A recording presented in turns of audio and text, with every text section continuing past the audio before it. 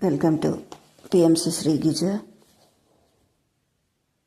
సృష్టిలో ఏకైక సత్యం ఉంది. అదేమిటంటే మన వాస్తవాన్ని మనమే సృష్టించుకుంటున్నాము అన్నది ఏకైక సత్యము. మనల్ని మనమే ఉద్ధరించుకోవాలి, అంతేకాని మనల్ని మనం పతనం చేసుకోరాదు.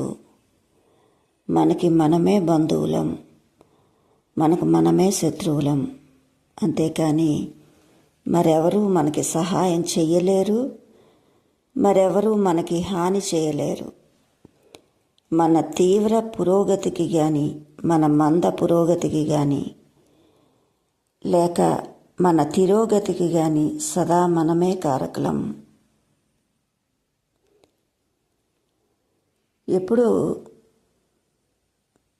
మనం ఏ విధంగా మనకు మనం మంచి చేసుకోవాలి అంటే ధ్యానం ద్వారా మనలో ఉన్న తమో గుణం, రజోగుణం, సాత్విక గుణం, 3 గుణాలు కూడా ఎగిరిపోతాయి ధ్యానం చేస్తే.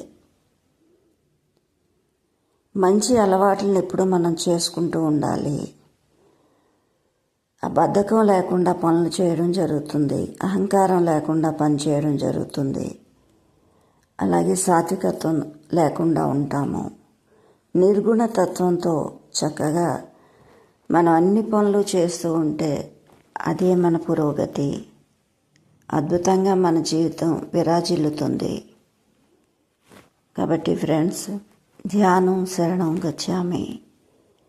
మన వాస్తవానికి మనమే సృష్టికర్తలం. మనకి మనమే మంచి చేసుకుందాం.